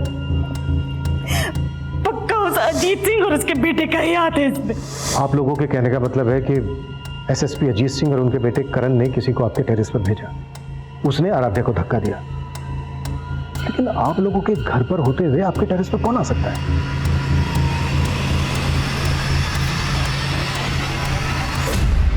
सर लड़की की लाश वहां मिली थी। अगर कोई बाहरी आदमी इस छत पे आया है तो पड़ोस की किसी छत से ही आ सकता है, क्योंकि यहाँ पे आने के लिए सीढ़ियां घर के अंदर से ही आती हैं और आस पड़ोस की किसी छत पे सीसीटीवी मिलना तो पॉसिबल नहीं है। सुमित सर, आसपास पता करो, वारदात के दिन कोई सस्पिशियस शख्स देखा गया था क्या? सर। मनीष, सबसे पहले हमें यह पता करना होगा कि आराध्या का रेप और मर्डर केस क्या दोनों आपस में कनेक्टेड है या फिर दोनों केसेस अलग अलग हैं? लेकिन सर इस केस की इन्वेस्टिगेटिव टीम का तो यही मानना है कि आराध्या का रेप ही नहीं हुआ और मेडिकल रिपोर्ट से भी ये कंफर्म नहीं हुआ। मेडिकल रिपोर्ट से जो तब कंफर्म होता ना जब रेप के तुरंत बाद उन्होंने आराध्या का मेडिकल करवाया होता। उन्होंने रिपोर्ट ही 4 दिन के बाद फाइल करवाई थी। सर आराध्या ने 3 दिन तक तो हमें भी कुछ नहीं बताया था और 4 दिन तक आराध्या को रेपिस्ट का चेहरा ही याद नहीं था। 7 दिन के बाद उसने एसएसपी अजीत सिंह पर एलिगेशन लगाए और कहीं 10वें दिन जाकर आराध्या को याद आया कि उस ब्लैक कार में अजीत सिंह का बेटा करण था। ठीक हो तुम? सर आराध्या को जैसे जैसे जो कुछ भी याद आता जा रहा था वो हमें बताती जा रही थी। इसका मतलब ये नहीं है कि वो कुछ भी झूठ बोल रही थी, लेकिन पुलिस ने हमारी किसी बात पर भी भरोसा नहीं किया। हाँ सर, अजीत सिंह ने घर पे आके मुझे धमकी दी। मैं कोई टेढ़ा तरीका इस्तेमाल नहीं करना चाहता। आप कोर्ट में जाना चाहते हैं, जरूर जाइए, लेकिन कोर्ट का फैसला आप पे भारी पड़ेगा। मेरे बॉस से बोल के मुझे जॉब से निकलवा दिया, उसके बाद मेरी वाइफ और बेटी के पीछे गुंडे लगवा दी। 2 दिन में अगर कंप्लेन वापस नहीं ली ना तो अंजाम बुरा होगा, समझे? कौन आदमी थे वो? पता नहीं, बिना नंबर प्लेट की बाइक पर आए थे और दोनों ने हेलमेट भी लगा रखा। हमने पुलिस को इस बात की जानकारी दी, लेकिन हमारी कोई सुनवाई नहीं हुई। सर आराध्या की फैमिली भले ही लगातार अजीत सिंह और उसके बेटे पर एलिगेशन लगा रही है, लेकिन अजीत की अलाबाई उसके खिलाफ नहीं जाती। ये देखिए सर, 19 मार्च को अजीत सिंह भोपाल में शादी में शामिल हुआ था, और ये बात सही है सर, मैंने कंफर्म किया है। और सर ये एविडेंस अजीत जी के बयान को सपोर्ट करता है। मनीष, कहीं ऐसा तो नहीं है कि तुम अभी भी इस बात से इन्फ्लुएंस हो कि अजीत सिंह एक काबिल ऑफिसर थे? नहीं सर, बिल्कुल भी नहीं।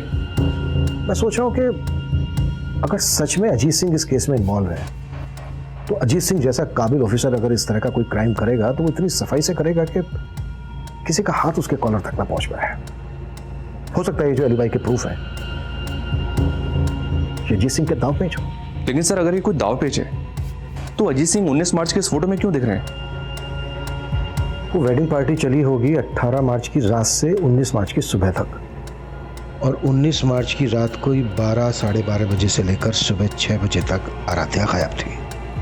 मनीष, ये भी तो हो सकता है उसी रात लेट नाइट अजीत सिंह भोपाल से इंदौर आ गया। लेकिन 19 तारीख की रात तक अजीत जी का फोन भोपाल में एक्टिव था, तो क्या ये भी कोई दावपेच का हिस्सा हो सकता है सर? ये दावपेच किसका है ये पता लगाने के लिए हमें सबसे पहले उस घर का पता लगाना होगा जिसके लिए आराध्या ने कहा था कि उसमें उसका रेप हुआ। आराध्या ने स्टेटमेंट दी थी कि उस घर का गेट नीले रंग का था, लेकिन पुलिस ने उस घर को ढूंढने की कोशिश ही नहीं की। लेकिन हमें ढूंढना है। Sure sir. उस ब्लैक कार की क्या अपडेट है? As per the Aaradhya's statement Ajit Singh के बेटे करण ने ब्लैक कार में ही उसको लिफ्ट दी। ठीक हो तुम? लेकिन आराध्या ने जहां से लिफ्ट ली थी उस जगह पे कोई सीसीटीवी नहीं है, और रिकॉर्ड से भी ऐसा कुछ पता नहीं चला है कि करण के पास कोई ब्लैक कलर की कार हो। ठीक है, शुरुआत अजीत सिंह के बेटे करण से ही करते हैं। बुलाओ करण को पूछताछ के लिए। सर मैं उस रात पार्टी वेन्यू के बाहर आराध्या से मिला ही नहीं सर, और ना ही मेरे पास कोई ब्लैक कलर की कार है। सर मैं खुद शॉक्ड हूं, पहले तो उसने मेरे पापा पे एलिगेशन लगाए और अब मुझे घसीट रही थी। अब तुम ये कहोगे कि उसने तुम्हारे पापा पर एलिगेशन इसलिए लगाए थे क्योंकि तुम्हारे पापा ने टेबल टेनिस कंपटीशन के लिए उसकी सिफारिश नहीं की थी। ऐसा पापा को लगता है, हो सकता है वजह कुछ और हो। क्या वजह हो? ऐसा कहना नहीं चाहिए लड़की के बारे में, पर वो मुझसे अट्रैक्टेड थी सर, वो फिजिकल होना चाहती थी मेरे से।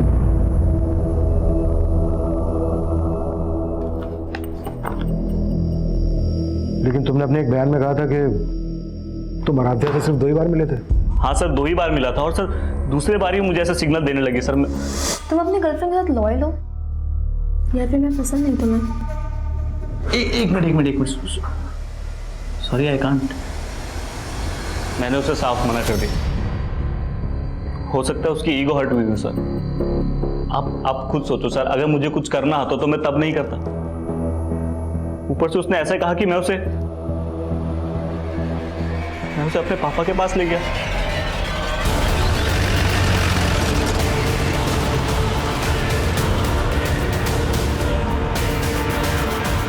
अजीत सिंह और उसका बेटा करण सिंह भले ही इस केस के प्राइम सस्पेक्ट थे, लेकिन इस केस में अभी बहुत कुछ था जो सामने नहीं आया था। जैसे कि आराध्या की मौत के पीछे का राज क्या था, वो नीले गेट वाला घर अगर था तो कहां था, वो काली गाड़ी अगर करण की नहीं थी तो किसकी थी, और उस रात पार्टी में मौजूद लोगों से भी इन्वेस्टिगेटिंग डिपार्टमेंट अपने तरीके से पूछताछ कर रही थी। और उस टैक्सी वाले को भी फिर से तलब किया गया जिसने आराध्या को रेप के बाद उसे उसके घर छोड़ा था।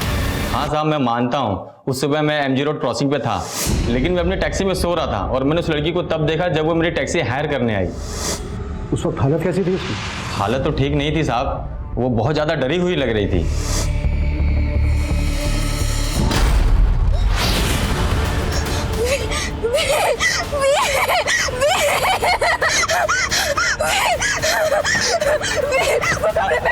अरे क्या हुआ मैडम? साहब मुझे कुछ समझ ही नहीं आया, वो कौन से व्हील और कौन से कमरे की बात कर रही थी। ये टैक्सी वाला बोल रहा है कि आराध्या किसी व्हील और कमरे की बात कर रही थी। कहीं ये कमरा वही तो नहीं जिसमें आराध्या का रेप हुआ था? तो किसी व्हील का भी उस ब्लू गेट वाले घर से कनेक्शन है? ऐसा कोई घर मिला? नहीं सर, फिलहाल तो नहीं। हाँ लेकिन आराध्या की दोस्त नैना ने एक नई स्टेटमेंट दी। सर मैंने ये बात पहले भी पुलिस को बताने की कोशिश की थी, लेकिन वो वही जानने में इंटरेस्टेड थे जो वो जानना चाहते थे। कब की बात है ये? क्या हुआ? मुझे लगा वो सुपर शादा भी यहीं खड़ा था और हमें मोबाइल में रिकॉर्ड कर रहा था। सर तब तो हमने ये बात को इग्नोर कर लिया था, लेकिन आराध्या के रेप और मर्डर के बाद ऐसा लगा कि शायद इसका कुछ कनेक्शन हो। नाम क्या उस घर का? सर शंकर, वो यही काम करता है।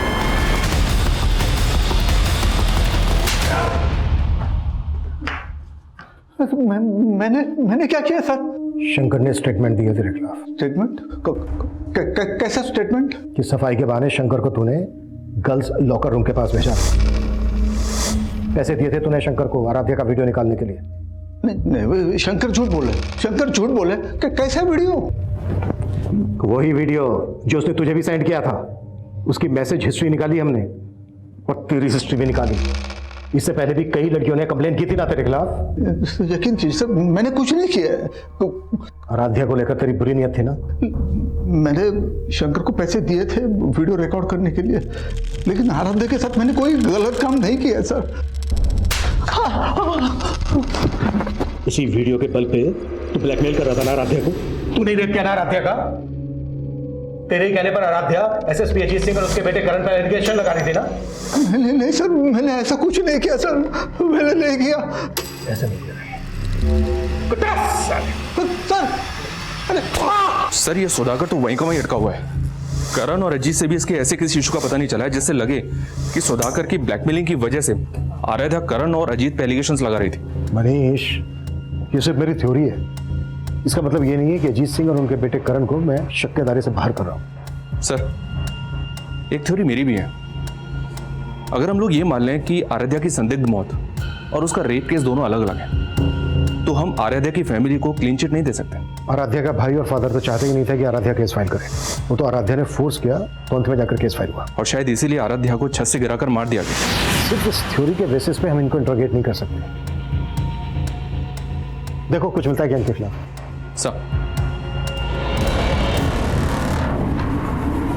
अब आराध्य के पिता और भाई शक के दायरे में थे और तभी एक नई जानकारी सामने आई। आराध्या का जिस दिन मर्डर हुआ था सर, उसके कुछ दिन पहले से ये आदमी आराध्या के घर के पास मंडरा रहा था। कौन है? आराध्या की फैमिली ने तो उसको आइडेंटिफाई नहीं किया है, पर अपनी एक टीम इसकी पहचान पता करने में लगी हुई है। सर मुझे आपको एक बात बतानी थी। मेरे पास कुछ दिन पहले एक फ़ोन आया था। हेलो सर, वो फ़ोन एक लड़की का था। इस केस के बारे में कुछ जानती थी, मुझसे मिलना चाहती थी, पर केस तब तक आपको ट्रांसफ़र हो गया।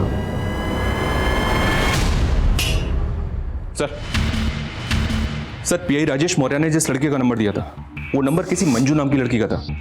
लेकिन कुछ दिन पहले मंजू की एक रोड एक्सीडेंट में मौत हो गई। जी हाँ सर।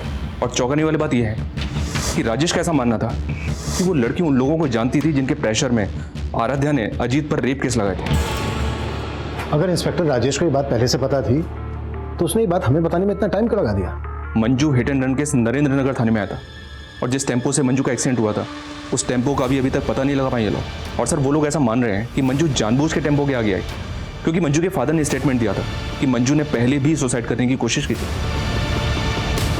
मंजू के फादर से मिलना पड़ेगा।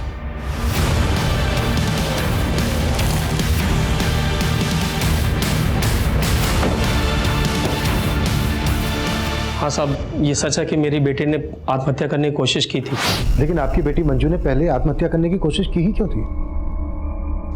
वो आदमी पापा, साहब मेरी बेटी ने बताया कि वो लोग उसे ब्लैकमेल करके उसके साथ ज़बरदस्ती करते थे साहब। मुझे अपनी बेटी पे शक था पहले कि शायद उसका चक्कर उस गाड़ी वाले के साथ चल रहा है। कौन गाड़ी वाला? क्या वो गाड़ी ब्लैक कलर की थी? जी साहब।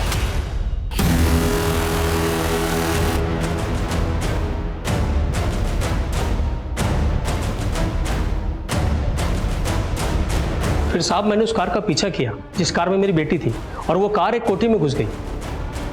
मैं कोठी में जाने की कोशिश की, लेकिन साहब वॉचमैन ने मुझे अंदर जाने नहीं दिया। कहाँ है वो कोठी? सब आराम नगर में है साहब। जिस कोठी की बात तुम कर रहे हो, ब्लैक कलर की कार जिस कोठी में घुसी थी, उस कोठी का गेट नीले रंग का है।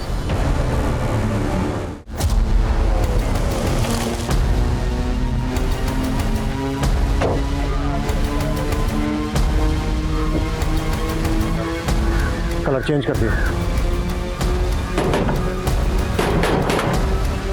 कौन हो भाई? अरे गाड़ी में डालो इसको। अरे साहब मैंने क्या किया साहब?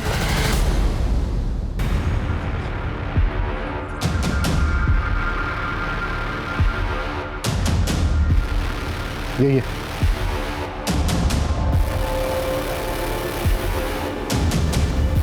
साहब मुझे कुछ समझ ही नहीं आया, वो कौन से व्हील और कौन से कमरे की बात कर रही थी।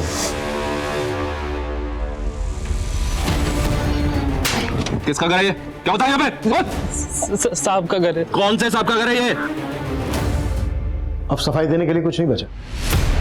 बेनामी संपत्ति का वो घर जब्त हो चुका है और तुम्हारा वफादार खबरी मुकेश उठा लिया उसको हमने। मुकेश सब कुछ कबूल कर चुका है। क्या कबूल कर चुका है? यही कि मेरे कहने पर उसने उस लड़की को छत पे से फेंक कर मारा। हाँ, मैंने करवाया उस लड़की का मर्डर, क्योंकि उस लड़की ने मेरा जीना हराम कर दिया था। मेरा 30 साल का बेदाग करियर खाक में मिला दिया था। लेकिन इससे ये कहाँ साबित होता है कि मैंने उस लड़की का रेप किया? अजीत सिंह एक बहुत ही पावरफुल और पहुंच वाला ऑफिसर था, इसलिए आईडी के लिए यह बेहद जरूरी था कि वो उसके खिलाफ पुख्ता सबूत जुटाए। आईडी की टीम ने क्राइम सीन की फोरेंसिक जांच करवाई और वहां उन्हें आराध्या, अजीत और कुसुम तीनों के ही डीएनए के ट्रेसेस मिले और उस प्रॉपर्टी की डिटेल से यह भी पता चल गया कि वो बंगलो अजीत सिंह की ही एक बेनामी संपत्ति थी। तुम मुंह खोलेगा या फिर मैं मेरे तरीके से मुंह खुलवाऊं तेरे से? गर्मी मत दिखाओ जिंदल, गर्मी अच्छे अच्छे को खा जाती है, मुझे भी खा गई। औदा मिलते ही अंदर की सारी बुरी आदतें उबाल मारने लगती हैं। मुझे लड़की की आदत थी और मेरे बेटे को ड्रग्स की। मैंने कई बार कोशिश की कि उसकी ये आदत मैं छुड़वाऊं, लेकिन बाद में हम दोनों ने संधि कर ली। मैं उसकी आदतें पूरी करता था और वो मेरी जरूरत है। सर मंजू, मैंने उससे दोस्ती करी, उसे लगा मैं उससे प्यार करता हूँ, लेकिन मैं उसे अपने पापा के पास ले गया था। मंजू कमजोर थी, उसे मजबूर करना बहुत मुश्किल नहीं था, लेकिन आराध्या नखरीली क्रीम थी। करण को उसके लिए बहुत पापड़ बेलने पड़े। सर वो पार्टी में आराध्या के बियर में मैंने ही नशे की गोली मिलाई थी सर। पार्टी के बाद जब आराध्या घर को निकली तो मैं उसके पीछे गया। मैंने देखा सर वो ऑलमोस्ट बेहोश सी पड़ी थी रास्ते में। मैं उसे लिफ्ट दी और पापा के पास ले गया। तुझे लगा कि आराध्या तुझे कभी पहचान नहीं पाएगी, लेकिन आराध्या ने तुझे पहचान लिया, वर्दी उतरवा दी तेरी, और ये बात तेरे से बर्दाश्त नहीं हुई। हाँ, नहीं हुई मुझसे बर्दाश्त, और ये बात भी मुझसे बर्दाश्त नहीं हुई कि मेरा ही डिपार्टमेंट मेरे पीछे हाथ धो करके पड़ा था। और खबरी मुकेश मेरा पुराना वफादार, और उसने मेरे कहने पर आराध्या को खत्म कर दिया। मंजू को भी तूने ही मरवाया ना? मंजू सर पे चढ़ने लगी थी। आराध्या की हिम्मत देखकर उसे भी हिम्मत आने लगी थी। उसने इंस्पेक्टर राजेश को फोन कर दिया। हेलो, ये बात मुझे पता चल गई और मौका देखते ही मैंने उसे भी। पुलिस रक्षक होती है, भक्षक नहीं, और एक बाप अपनी औलाद को सही रास्ते पर लाता है, गलत रास्ते पर नहीं। तूने अपने बेटे को अपने निजी स्वार्थ के लिए गलत रास्ते पर लाया।